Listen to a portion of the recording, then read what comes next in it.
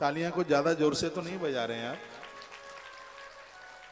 आइए 12वें ज्योतिर्लिंग की द्वादश ज्योतिर्लिंग में जो सबसे लास्ट का है उसकी कथा सुन लेते हैं। कल आप रामेश्वर ज्योतिर्लिंग की कथा सुन रहे थे। इसमें कहा रामेश्वरस्य महिमा अद्भुतोद्भुत चातुलः भक्ति मुक्ति प्रदश्चैव सर्वदा भक्त कामद। जो भगवान रामेश्वर का दर्शन करेगा, उनकी कथा सुनेगा, उसे संसार के धरती के सगरे भोग और अंत में उसको मोक्ष मिल जाएगा। रामेश्वर भगवान की बड़ी महिमा है। कोरोना काल में इस दास को इस जगह पर श्री शिव महापुराण की कथा भगवान को सुनाने का सौभाग्य प्राप्त हुआ। इतना अद्भुत स्थान, बस थोड़ा सा टाइम और लगेगा। यहाँ पर एक इतना अद्भुत राम रोटी अन्नक्षेत्र आश्रम बन के तैयार हो रहा है, पर आराम से वहां पर 2, 4, 5, 7 दिन रहिए।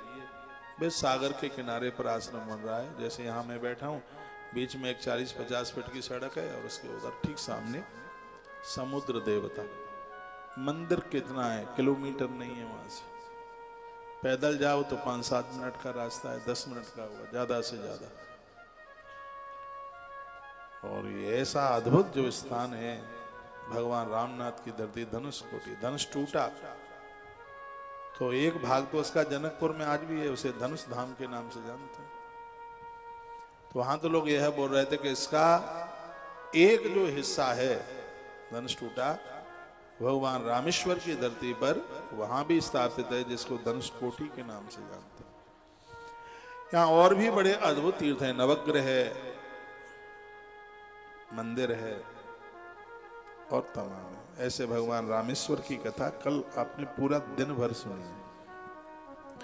रामस्तु तत्प्रभाव्य सिंधु मुतीर्यम चांजसा रावणादि नित्यासु राक्षसान प्राप्ताम प्रिया। रावण को मारने के लिए प्रभु राम को सागर के किनारे महाशक्ति मिली। आप भी रामेश्वरम में जाओगे तो दुर्गुणों को जीतने के लिए महाताकत आपको भी प्राप्त होगी। वर्ष में एक बार श्री रामेश्वरम जाइए और रामनाथ के ऊपर गंगा जल चढ़ाने की भारी महिमा है। जो गंगा जल आन चढ़ायो सो सायुज्य मुक्ति नर पावे। उसे मुक्ति मिलेगी, उसे मोक्ष मिलेगा। यहाँ गंगा जल की भारी बहुत बड़ी महिमाएं। ये उक्ता क्लान भगवान देवानाम दुर्लभानपि अंते प्राप्त परम ज्ञानम केवलम प्राप्त ध्रुवम।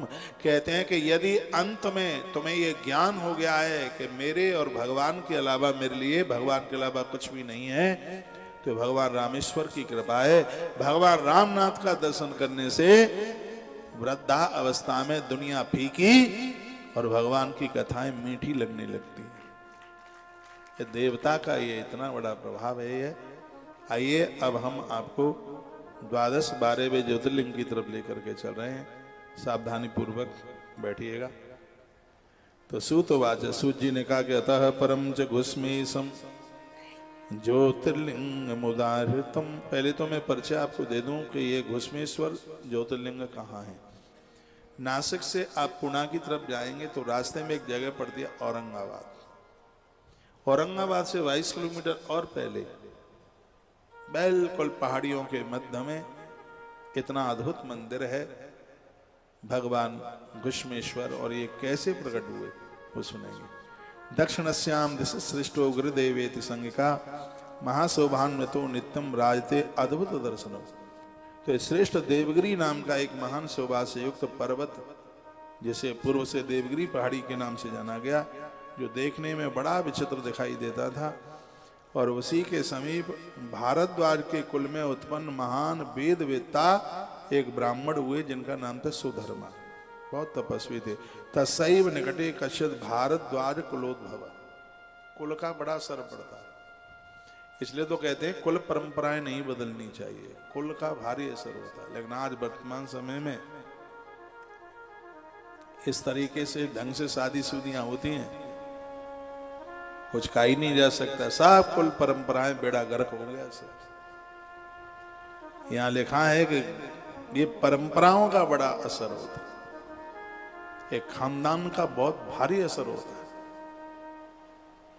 तो सुधर्मा नाम विप्रश्य, मैंने तो बोला है बेटियों को, बेटों को कहा कि एक जवाबदारी बस अपने ऊपर मत लेना, वो ये है अपने विवाह की, ये मम्मी पापा के पास छोड़ देना।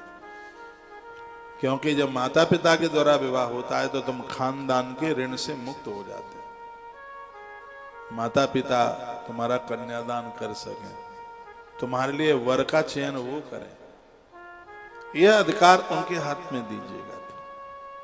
ये श्लोक बड़े प्यारे हैं। सुधर्मा नाम विप्रश्य निवशद ब्रह्म वित्तमा। भगवान का जब तब करने वाले ये सुधर्मा नाम के ब्राह्मण, इनका विवाह एक सुदेहा नाम की ब्राह्मणी, ब्राह्मण कन्या थी। तस् प्रिया सुदेहा च शिव धर्म परायण। ये पति और पत्नी दोनों भगवान की भारी सेवा करते हैं, और ये बहुत कम मिलता है कि दोनों ही धार्मिक हो। नहीं तो एक जाए मंदिर, एक जाए सिनेमा हॉल, एक ले भगवान का चरणोदक तो दूसरा ले लाल पौआ की बोतल खोलने का काम करे। लेकिन जब ये कहीं दोनों ही धार्मिक हों तो फिर तो समझ लो कि घर में तीर्थ है। नहीं तो ज्यादातर ऐसे जन्म पत्री में गुड़ मिल जाते हैं, आमने सामने मिलते नहीं। माता खूब कहती रहती है, महाराज ने कहा है कि आओ थोड़ा हवन यज्ञ में बैठ जाओ। और एक बात मैं कहूँगा, जिंदगी भर कभी इस बात को नहीं भूलना, जब पति और पत्नी दोनों मिलकर के सत्कर्म करते हैं तो सब आराधना का फल सीधे 10,000 गुना मिलता है। एक दिन मैंने किसी प्रवचन में बात कही है कि पियर में ज्यादा ना रहा करो। मायके में, आज की बहुओं को ये मेरा संदेश दे देना, पियर में ज्यादा ना रहे, मायके में ज्यादा ना रहे। क्यों ना रहे? इसलिए ना रहे कि पियर में रहकर तुम कोई भी काम 10,000 बार करोगे। आपने महादेव के ऊपर 10,000 बेलपत्र चढ़ाए, आपने भगवान के मंदिर में 10,000 बार आरती उतारी, और उससे जितना पुण्य आपको प्राप्त हुआ, अपनी ससुराल में पति के साथ एक ही बार में उतना फल प्राप्त हो जाता। अग्नि पुराण में वर्णन, और इस बात को मैंने कई बार रिपीट किया। और मैं दिन पुरुषों को कहता हूं कि माताओं को साथ दिया करो उनकी पूजा में, उनकी आराधना में। वनवास के समय में भी मेरी माता जानकी ने जो किया, प्रभु राम ने सेव किया। वनवास के समय में माता द्रौपदी ने जितना भी पूजा पाठ किया, सब महाभारत में मिलता है। पांडवों ने उनका सहयोग किया।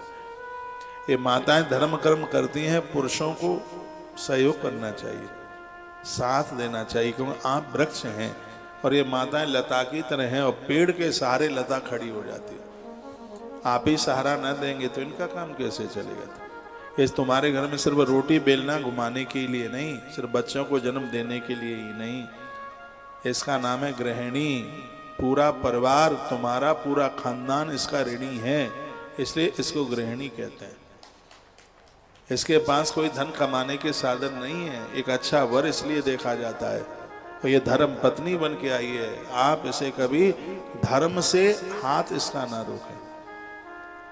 जब विवाह होता है तो उसमें सप्त वचन, सप्त पदी, 7 वचन दिए जाते हैं। आप भूल गए होंगे क्योंकि बैंड बज रहा होगा जोर से उस समय, आसपास के लोग खूब बातें कर रहे होंगे, आप सब सुन लेते हैं शादी में, पर सप्तपदी नहीं सुनते।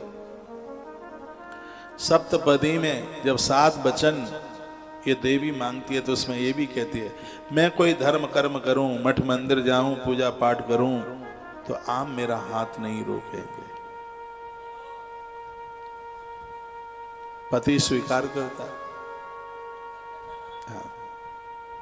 ये कहती है कि उत्सवों के समय पर मैं अपने मायके पियर जाऊं, सुन लो देवताओं, तुम मुझे रोकोगे नहीं। वो हाँ करता। तत्पश्चात ये कहती है कि कहीं रोग बढ़ गया, कर्ज बढ़ गया, दुश्मन बढ़ गया, तो ये आप मुझसे बात नहीं छिपाओगे। रोग बढ़े, दुश्मन बढ़े, कर्ज बढ़े, ये अपनी घरवाली को जरूर बताना। उसने हाँ किया है। तब ये आंख में आंसू भर करके कहती है, और नारी को जीवन में यही चाहिए, आपके बाएं अंग में मेरे अलावा दुनिया की किसी भी नारी को स्थान नहीं होगा। ये रोकर उसके आंसू धरती पर टपकते हैं, तब वह हाँ करता है। कहते हैं कि ऐसे इंसानों में तो भगवान बसते हैं। नारी कम कपड़े में, कम भोजन में रह लेगी, यदि उसका पति स्त्री लंपट हो गया है, पराई स्त्रियों के साथ जुड़ा है, दुनिया की कोई नारी उसे स्वीकार नहीं कर सकती, और यही चीज उस स्त्री को तोड़ देती है। और मैं कहना चाहूंगा अपनी सभी माताओं को, आपका पति ठीक है उतना सुंदर नहीं है, लंबाई चौड़ाई उतनी नहीं है, धन उतना नहीं है, लेकिन यदि वो चरित्रवान है तो सच मानिए वो तुम्हारे लिए नारायण बन कर गया है। पुरुष भी कुछ वचन मांगता है। पुरुष कहता है कि मुझे मेरे माता पिता से तुम कभी अलग नहीं करोगे, वो हाँ करती है। मेरे घर की कोई भी बात तुम पियर जा करके नहीं कहोगे, वो हाँ करती है। मेरे घर की कोई चीज तुम चुरा उठा करके अपने पियर नहीं भेजोगे, उसके लिए भी वो हाँ कर दिया। मैं कोई भी दान पुण्य मठ मंदिर बनवाऊं तो उस समय तुम्हें मेरा सहयोग करना है, न बल्कि तुम मेरा हाथ रोकें। इसमें तो वो गदगद हो जाती है, खुश हो जाती है। ये वचन, ये तो हमारे ग्रंथों में लिखा। मैंने मुंबई में रुक्मिणी मंगल सुनाया और कई दिनों तक ये कथा चलती रही इसके ऊपर। तो ये सप्तपदी बड़ी अद्भुत है। उस समय विवाह के समय न पढ़ पाए तो अब पढ़ लेना। मैं प्रसंग में लौट के आ रहा हूं क्योंकि मुझे 12वें ज्योतिर्लिंग की कथा आपको सुनानी है। 4 बजे तक, 4:15 बजे तक कार्यक्रम पूरा करना है, क्योंकि फिर यह अनुष्ठान चल रहा है। बहुत आनंद हो रहा है। हर रोज एक नया टेस्ट है, कथा का आनंद है। कथा तो जीवन को परिवर्तन करती ही है। तो इस पति पत्नी में भारी प्रेम था। दोनों एक दूसरे के पूरक हैं और महादेव के परम भक्त हैं। हरि को मानते हैं, लेकिन शिव के प्रति तो इनके प्राण बसते हैं। माता नहा धो करके स्नान करके, किसी ने हमें पूछा कि फूल पत्तियां नहाने से पहले तोड़े। हमारा ग्रंथ कहता है फूल पत्तियां नहाने के बाद तोड़े। मंदिर में झाड़ू नहाने के बाद, मंदिर में स्नान के बाद। और मंदिर का जो झाड़ू है वो और जगह यूज ना हो, उसके लिए अच्छी सी जगह रखिए। झाड़ू पोछा वहां रखे जाते हैं जिनके ऊपर किसी की निगाह ना पड़े। चाहे जहाँ झाड़ू पोछा आप डाल देते हैं, इससे घर की बरकत रुकती है।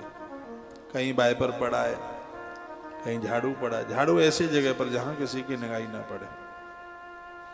मंगलवार के दिन औषधि खरीदना और अमावस्या के दिन झाड़ू खरीदना बहुत शुभ माना जाता है, बहुत ज्यादा ठीक माना जाता है। घर से टूटे झाड़ू को चाहे जहां नहीं फेंकते, कपड़े में लपेट कर किसी पेड़ के नीचे उसको ले जा करके रख दीजिएगा। ऐसी जगह रख दें उसको जहां किसी को उससे कोई दिक्कत भी ना हो। आपके घर का झाड़ू, और उसको आप थोड़ा ढक करके उसको ऐसे, यह नहीं है कि आपने सड़क पर फेंक दिया। ये बीजना जानते हैं। पूजा की सामग्रियां, ये चीजें ऐसी हैं चाहे जहां डालने के लिए नहीं होती, लेकिन आप मानते नहीं, बगल वाले प्लॉट में ही डालते हैं। टूटा झाड़ू कहाँ फेंकते हैं मालूम है आपको? पता ही नहीं है आपको कहाँ फेंकते हैं। दिवाली के समय पर नया सूप खरीदना बहुत शुभ है। नवीन गृह प्रवेश में मटका घड़ा खरीदना बहुत ज्यादा शुभ है। धनतेरस के दिन बर्तन खरीदना बहुत ज्यादा शुभ है, भारी शुभ है। रिश्तेदारी में कहीं शादी विवाह हो रहा है तो नवीन वस्त्र खरीदना बहुत शुभ है। भले ही तुम्हारे पास 50 ड्रेस है, संदूक भरे पड़े हैं, लेकिन विवाह जैसे महा उत्सव में नवीन वस्त्र को खरीदने की बहुत विशेषता बताई गई। ये तो सगरी बातें हमारी संहिताओं में लिखी। एक वशिष्ठ संहिता मेरे निवेदन पर पढ़ लीजिए, उसमें ऐसी तमाम बातें कही गई है। मंगलवार को नया कपड़ा पहनना शुभ नहीं है, इसमें आग लगने की स्थिति बन जाती है। मंगलवार को नवीन वस्त्र धारण ना करें। माताओं के लिए सिर धोने के लिए शुक्रवार बहुत बढ़िया है। शुक्रवार के दिन सिर धोने से श्री वृद्धि होती है, लक्ष्मी की वृद्धि होती है, घोर कंगाली समाप्त होती है। भजन और भोजन में सिर ढका हुआ होना चाहिए, क्योंकि पूजा की सामग्री में, पूजा की बाल्टी में और अन्न में यदि बाल टूट करके निकलता है तो इससे पुण्य क्षीण होते हैं, इससे पुण्य कम होते हैं। इसलिए कहा जाता है जूड़ा बांध करके, सिर ढक करके, पूजा के समय भी, भोजन बनाते समय भी और किसी को प्रणाम करते समय भी सिर ढका ही होना चाहिए। सत्संग करते समय, आरती उतारते समय सिर के ऊपर कोई वस्त्र, कोई कपड़ा हो। ये सगरी बातें लिखी हैं। गुरुवार के दिन कपड़े धोने वाली मशीन ना लगाया करें। इससे लक्ष्मी, इससे श्री, इससे बरकत रुक जाती है। और इतने दिन है कपड़ा लत्ता धोने के लिए, जरूरी है कि गुरुवार को ही और आप मशीन लगाएंगे? ध्यान रखें, बातें छोड़ी। एक बात चलते चलते में एक बात मैंने बोली है, नए गृह प्रवेश में सबसे पहले क्या जाना है आपके घर में? चूल्हे का सामान जाना। लेकिन आप तो टीवी फ्रिज खरीदेंगे, सबसे पहले चूल्हे का सामान, राशन का सामान, सब अनाज घर में जाए, मिट्टी का घड़ा जाए, सूप जाए। और वो धनकुट पहले चलता था, ओखली, सिलुड़िया, ये चीजें ये हमारे ग्रंथों में वर्णन है। जल के पात्र ये घर में पहुंचे, नवीन घर में। और आप अपना मकान भी बदल रहे हैं, चेंज कर रहे हैं, किराए पर दूसरे के घर में जा रहे हैं, तो सबसे पहले वहां रसोई का सामान, और चीजें सब पहुंच जाती हैं, कुर्सियां पहुंच जाएंगी, सोफे पहुंच जाएंगे। लेकिन चूल्हा चौके का नंबर तो सबके बाद में आता है, जो सबके पहले होना चाहिए। मैं आगे बढ़ रहा हूं, टाइम कम पड़ रहा है। एक बार जयकारा लगाइए, बोलो बांके बिहारी लाल की जय हो, श्री हनुमान जी महाराज की जय हो। पूजा का सामान बांस की डलिया में, चीड़ के पत्तों से यदि कोई डलिया बनाई जाए, कहते हैं कि बांस की डलिया में भगवान की पूजा की सामग्री रखने से वंश वृद्धि होती है। बांस जलाना नहीं चाहिए। आपकी दीवार के सारे बांस के पेड़ लगे हों। ये मैं बहुत वास्तु की किताब, मत्स्य पुराण में सबसे ज्यादा वास्तु का वर्णन है। जितने भी दूध के पेड़ हैं वो बाउंड्री के अंदर ना लगे। जैसे अकौआ आक, उसको तोड़ने से दूध निकलता है, वो बाउंड्री के बाहर ज्यादा ठीक है। अनार का पेड़ भी बाउंड्री के भीतर नहीं। ऐसा नहीं कि आपने लगाया तो कोई अपराध है। इन चीजों का बाउंड्री के अंदर, अशोक का पेड़ सबके घर में हो। एक बार फिर कह रहा हूं, बाउंड्री के अंदर अशोक का पेड़, आप तुलसी वन आश्रम जाइए, कई अशोक के पेड़ लगे हुए। यहाँ शांति मिलती है, यहाँ समाधान मिलता है। वो अशोक का ही तो पेड़ था, दुखित माता जानकी को शांति मिली, हनुमान प्रकट हो गए थे। हनुमान, इन वृक्षों का एक बहुत बड़ा विज्ञान है। कौन सा पेड़? आपको नीम का पेड़ निरोगता देगा, आरोग्यता देगा। पीपल के पेड़ के नीचे आप जप कीजिए, आपका जप सिद्ध हो जाएगा। वरगद के पेड़ के नीचे सत्कर्म कीजिए, आपके पति और पुत्र की उम्र बढ़ जाएगी। कदम के वृक्ष के नीचे यदि, कदम के पेड़ के नीचे यदि कोई संतान बीज मंत्र जपे तो बांझ नारी की भी कोख खुल जाएगी। हरवंश पुराण का एक मंत्र है, और वो मंत्र है ओम क्लीम कृष्णाय गोविंदाय गोपीजन वल्लभाय स्वाहा। यह मंत्र बैजंती की माला पर और कदम के वृक्ष के नीचे पति पत्नी दोनों जपें, कमाल हो जाएगा। हर पेड़ का अपने आप में एक बहुत बड़ा विज्ञान है। लेकिन ये दुर्भाग्य है कि समाज को ये चीजें बताई नहीं जा रही हैं। बस नंद के आनंद भयो जय कन्हैया लाल की। वृक्ष, अब ये चीजें मैं क्यों बता रहा हूं? इसलिए क्योंकि पेड़ काटे ना जाएं।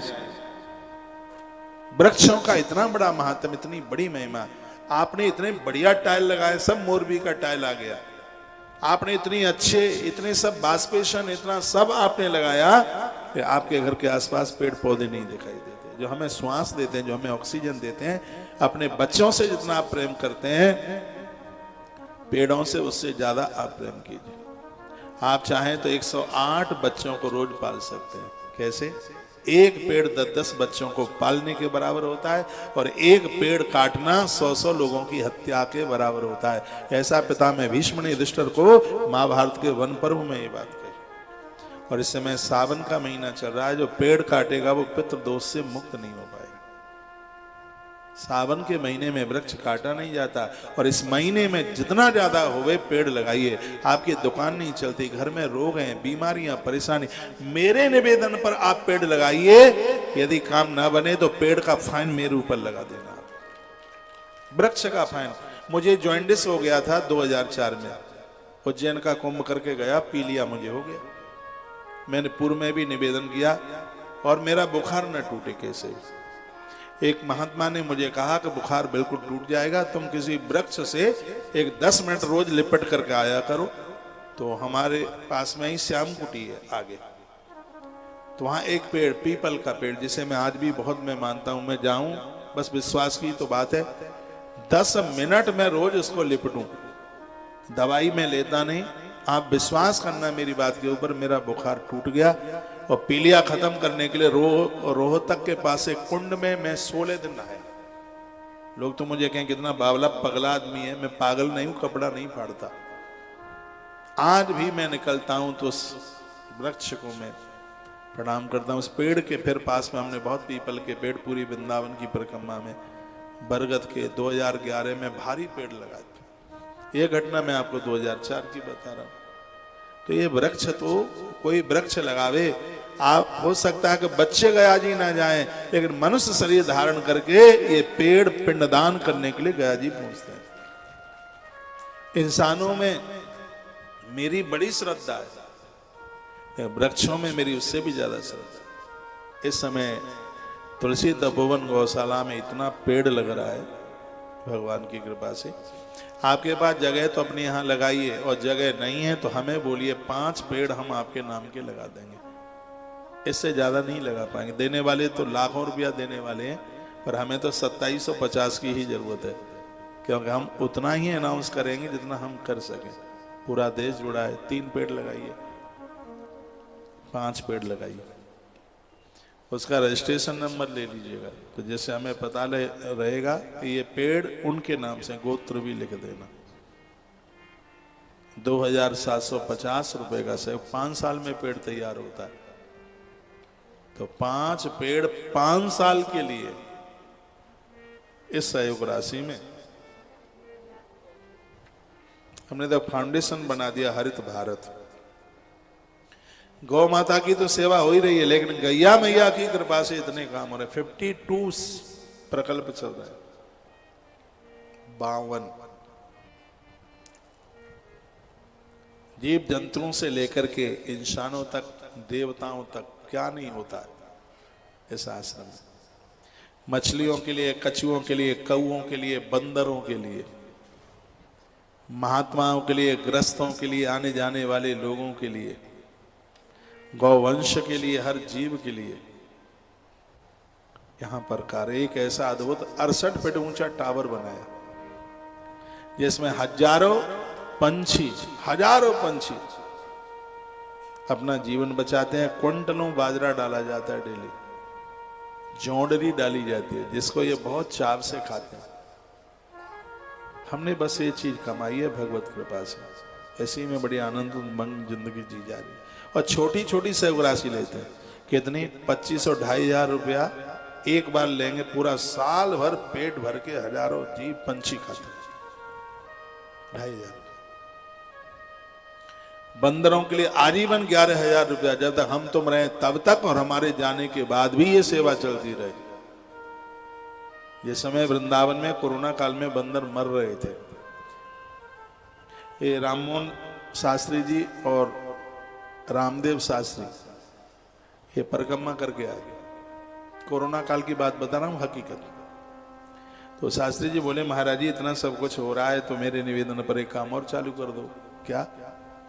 इस समय वृंदावन में कोई आ तो नहीं रहा है, हमने अपनी आंखों से बंदरों को भूखे मारे मरते हुए देखा। हमने मास्टर जी को कहा कि 5 कुंटल चने लेकर के आओ।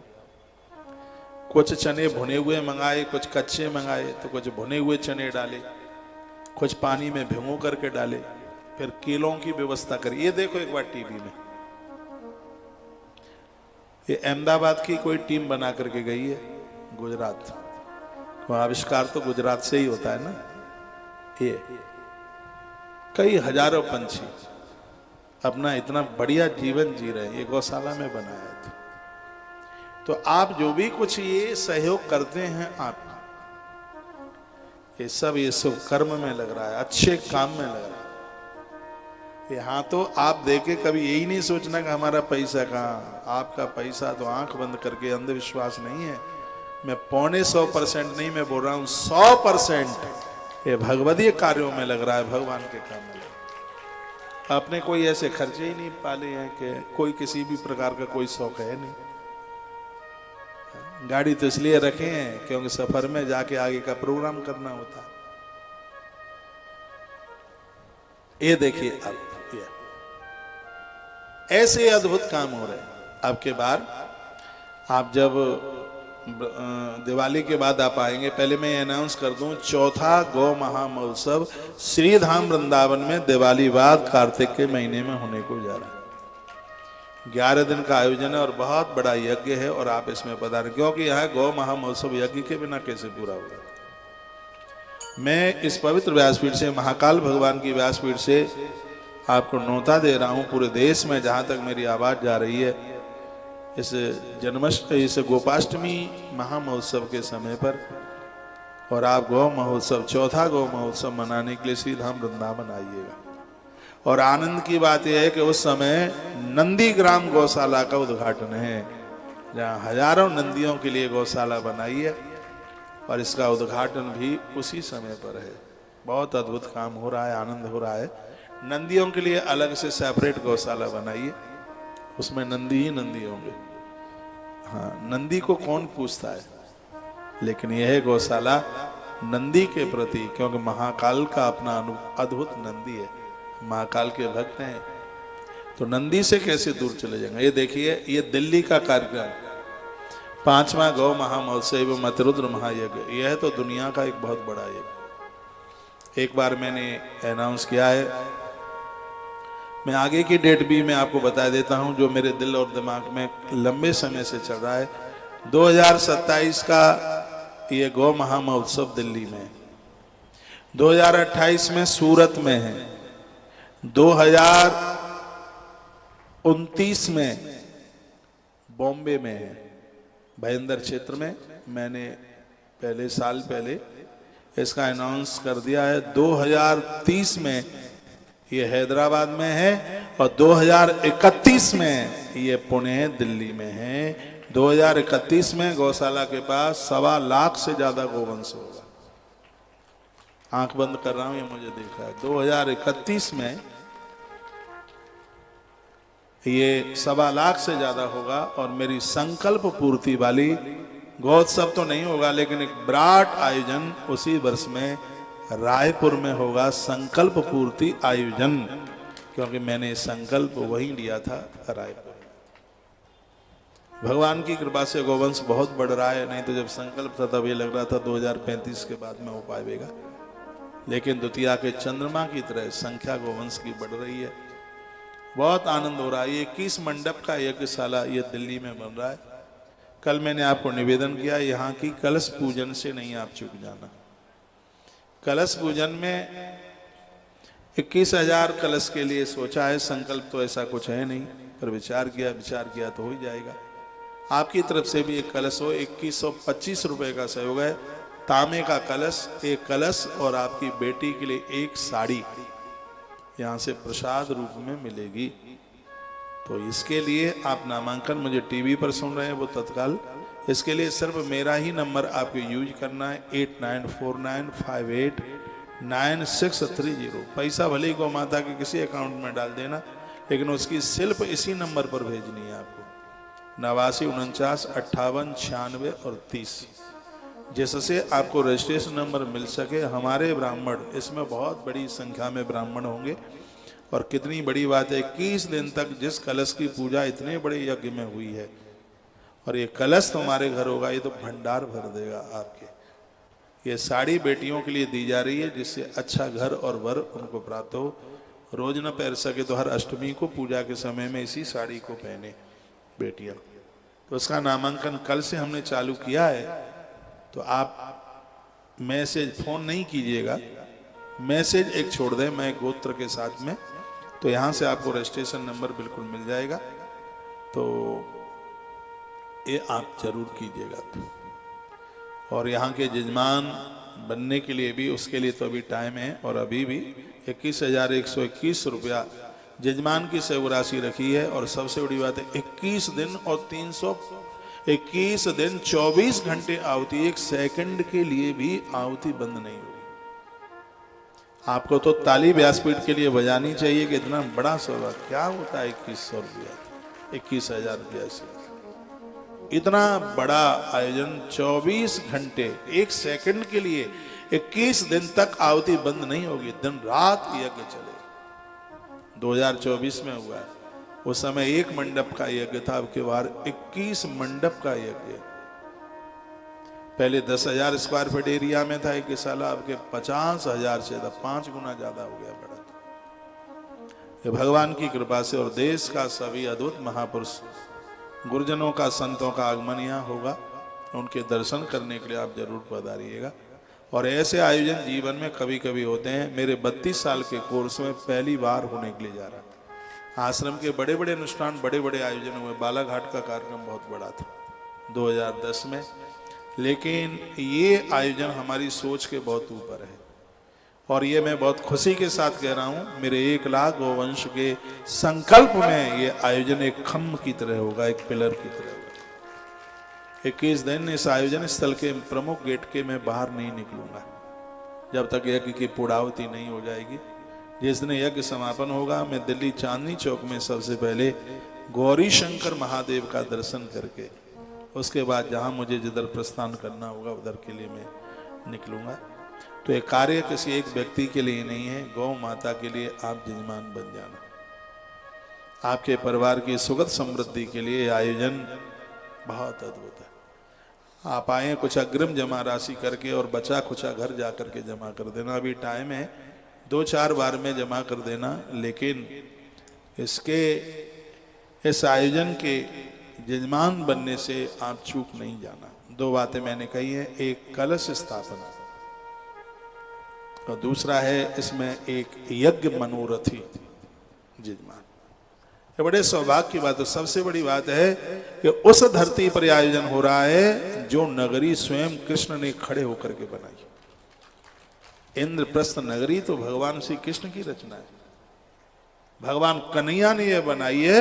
और यह आयोजन मां यमुना की गोद में होने के लिए जा रहा है। और नदियों के किनारे तो 7 नदियों में मां यमुना है। नदियों के किनारे तो हर कार्य अपने आप में विशेष पुण्य को देने वाला होता है। करतार नगर, चौथा पुस्ता, यमुना किनारा, दिल्ली। जो लोग आ सकें जरूर पधारिए। और हम लोग लग गए इस कार्यक्रम में। सबसे पहला बयाना कल राजस्थान में चौमू है, जयपुर के पास, एक बहुत बड़े ठेकेदार को यज्ञशाला का ठेका दिया है। यहाँ सब काम 21 होंगे, क्योंकि अग्रिम उसको इसका बयाना 21,000 रुपए का दिया है। मांग रहा था 5 लाख, हमने कहा ये काम 21,000 से 21 से ही शुरू होगा और 21 से ही होगा। यह कार्यक्रम बहुत अद्भुत है आयोजन। इसमें पूरे देश को जुड़ना चाहिए, बाहर के लोग भी यहाँ आए। सूर्य भगवान को यहां से अर्घ देते हैं, वहां पहुंच जाता है। तुम्हारे घर से डाली गई आहुति आपको पुण्य वहां जाकर के देगी। आप सब जरूर पधारिएगा। अब मैं आगे के लिए चलूं। आज गुरुवार है, बच्चों को खूब विद्या मिले।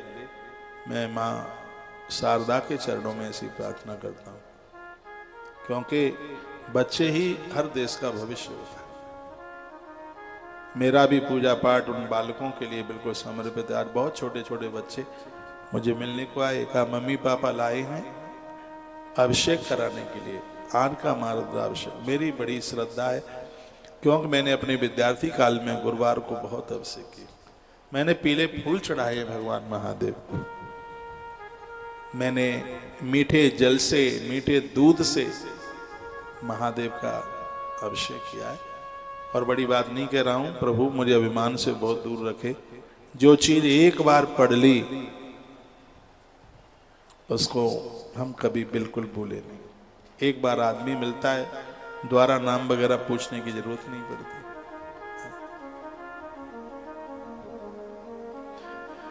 बोले घुसमेश्वर भगवान की जय। इस आयोजन के आप सब साक्षी बनना। आश्रम के सभी नंबर चालू हैं। आप कहीं भी रुके हों, प्रसाद आप यहीं लीजिए। भगवान महाकाल प्रभु की रसोई है, कहीं भी आप रुके। सुबह पंगत 10:30 शुरू होती है, शाम को अभिषेक के बाद 8 बजे प्रसाद शुरू हो जाता है। और इस आयोजन का बड़ा भाग्य होगा, आप यहाँ प्रसाद पाएं। तो कहते हैं कि जितनी भी नारियां कथा सुनने को आती हैं वो भवानी है, पुरुष आते हैं तो महादेव। तो यहाँ की तो रसोई हर सिद्धि माता और महाकाल को भोजन करा रही है ऐसा अनुभव।